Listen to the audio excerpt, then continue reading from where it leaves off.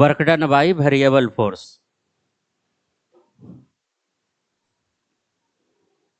If a force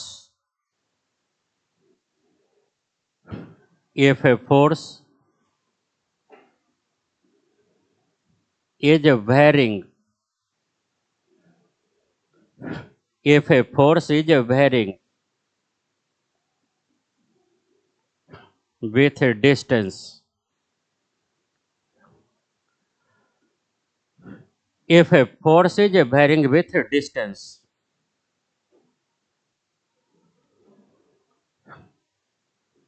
calculate a small work done.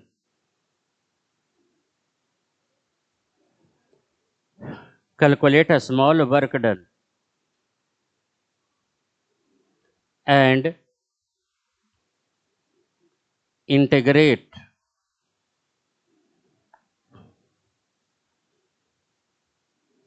the small work done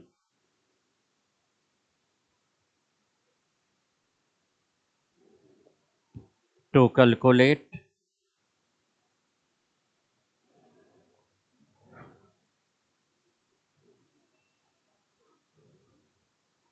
total work done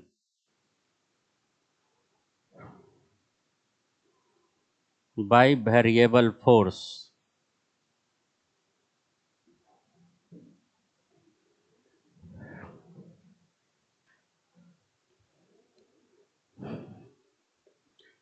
ये language है जिसमें आपको ये बताया गया है कि अगर फोर्स वेरी करे तो पहले आप छोटा सा वर्क निकालिएगा और फिर उस छोटे से वर्क को इंटीग्रेट कीजिएगा, है कि नहीं? और वह इंटीग्रेशन के बाद आपको कंप्लीट वर्क डन मिल जाएगा, ठीक है ना? dw is equal to F D X और इसका इंटीग्रेशन लिमिट x1 से x2 तक। ये बॉक्स बनाइए, धीरे धीरे समझ में आएगा।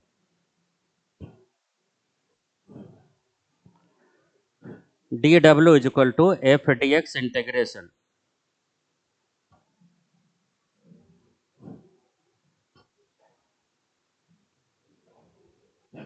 फार्मूला बस यही है, इसको क्वेश्चन के माध्यम से समझना है कि क्या कहने का मतलब है। तो इसके नीचे लिखिएगा question one,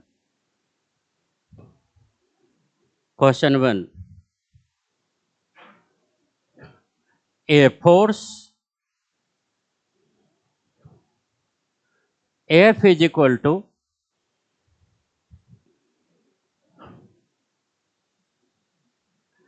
A X I cap,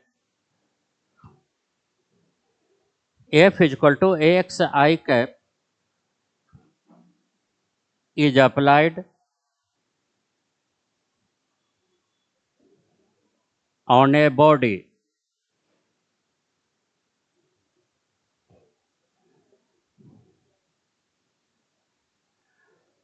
and a body displaces through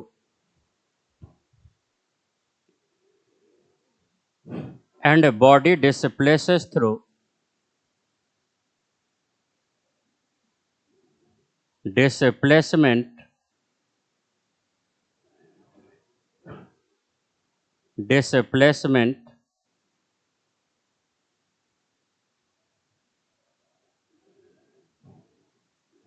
x is equal to 0 to x is equal to 5 unit.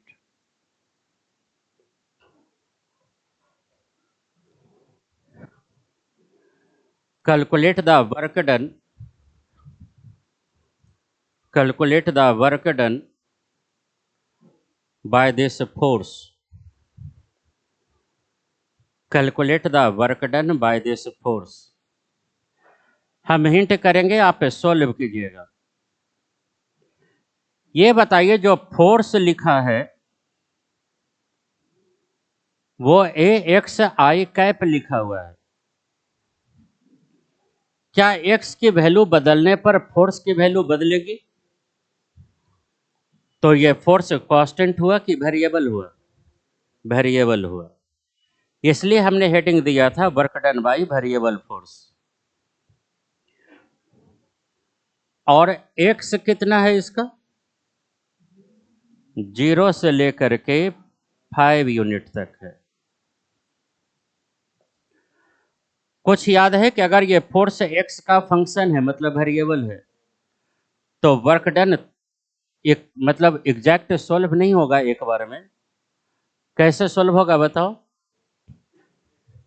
पहले डी डब्ल्यू लिया जाएगा। डी डब्ल्यू कितना होगा? Equal to F D X, और इसका इंटीग्रेशन।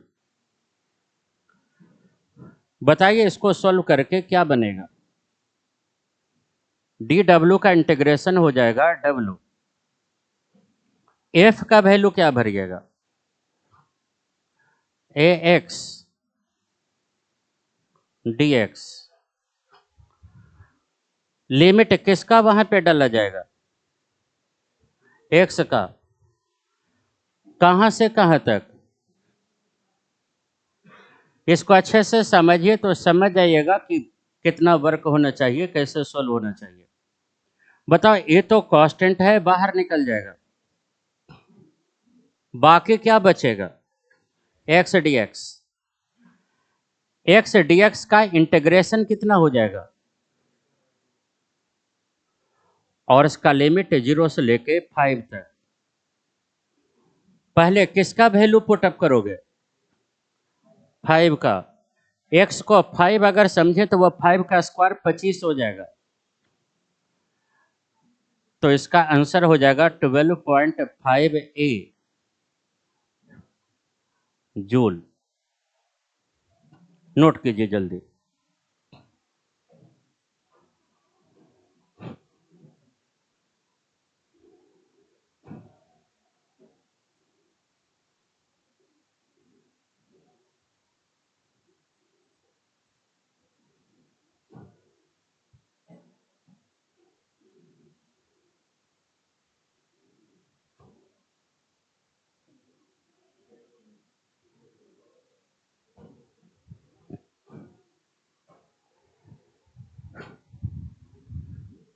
ये समझाने के लिए कि क्वेश्चन हमने किया है, लेकिन इसकी कुछ और प्रैक्टिस करनी पड़ेगी आपको।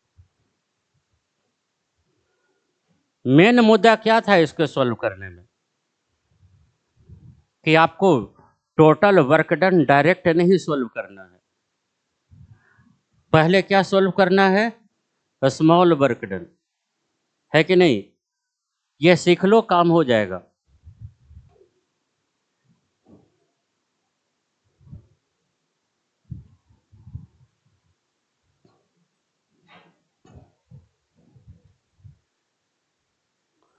हो गया नोट?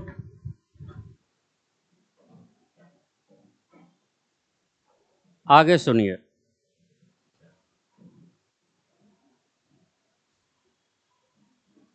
लिखो question number 2। Question number 2, force 3x is applied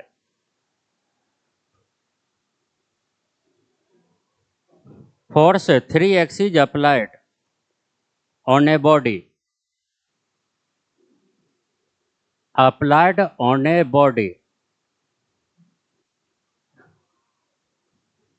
and body moves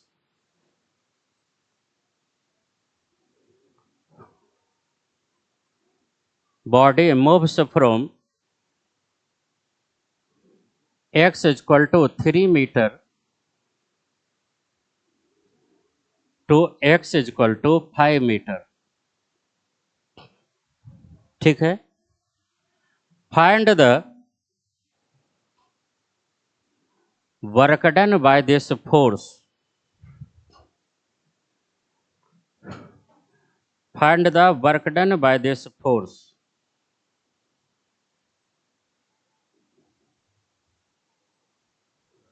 पहले अपने से बनाइए तो।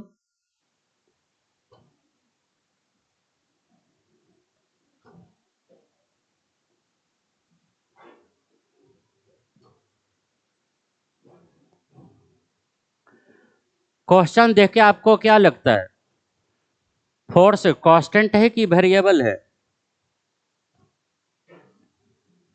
कितना फोर्स लिखा गया है? 3x। बताओ इसमें x की वैल्यू अगर चेंज कर दें तो क्या फोर्स की वैल्यू चेंज हो जाएगी? इसका मतलब फोर्स क्या है? वेरिएबल।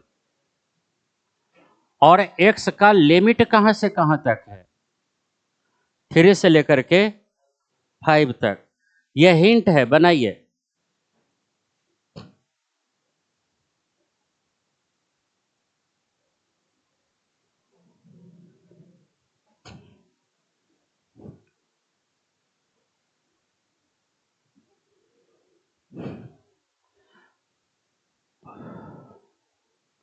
वर्क डायरेक्ट सोल्व करोगे कि पहले स्मॉल वर्क सोल्व करोगे?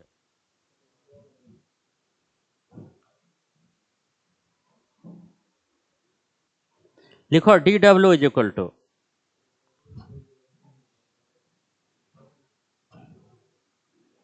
क्या लिखेंगे? D W is equal to F D X integration. F का मतलब 3x और डी एक्स। लिमिट कहां से कहां तक? 3 से लेके 5 तक। तो W इज इक्वल टू 3।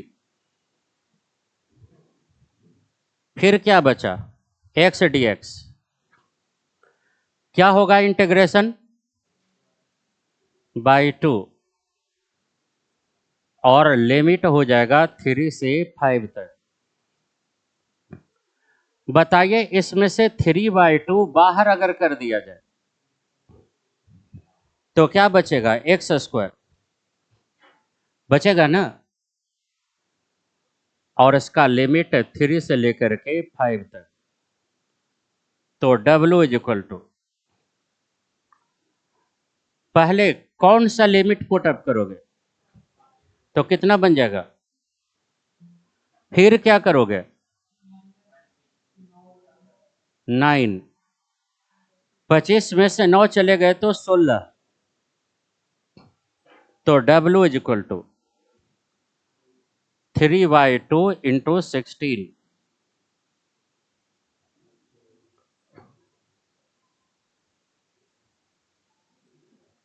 यह है करेक्ट आंसर।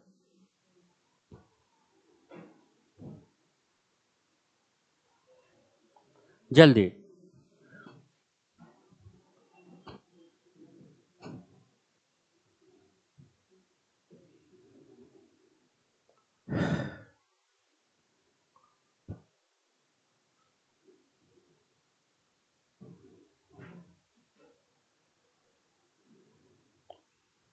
आया समझ में? वेरिएबल फोर्स से वर्क जब भी सोल्व होगा तो पहले डी डब्ल्यू होगा। एक और प्रैक्टिस करवाते हैं, आप लोगों से हो नहीं रहा है। अगला वाला करिएगा अपने से, ठीक है? नेक्स्ट वाला क्वेश्चन अपने से कीजिएगा। लिखिए question number 3।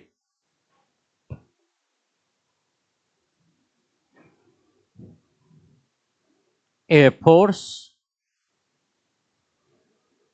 F is equal to Cx. Force F is equal to Cx is applied on a body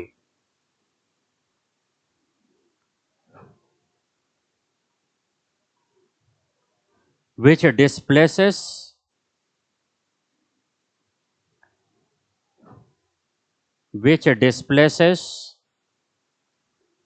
the body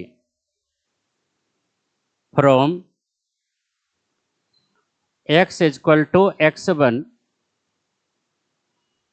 to x is equal to x2. Calculate the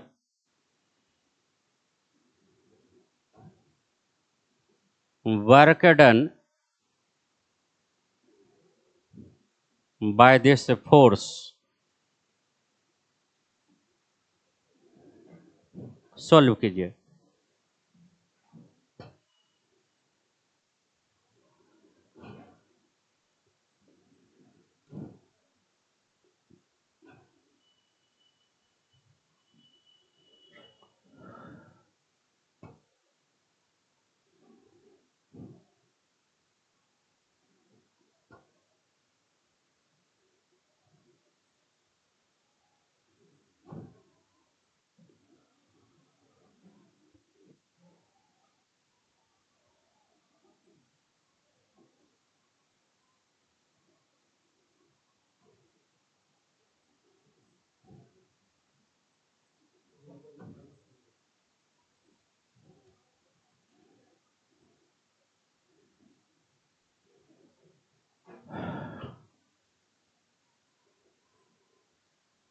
D W is equal to क्या लिखेंगे बताइए?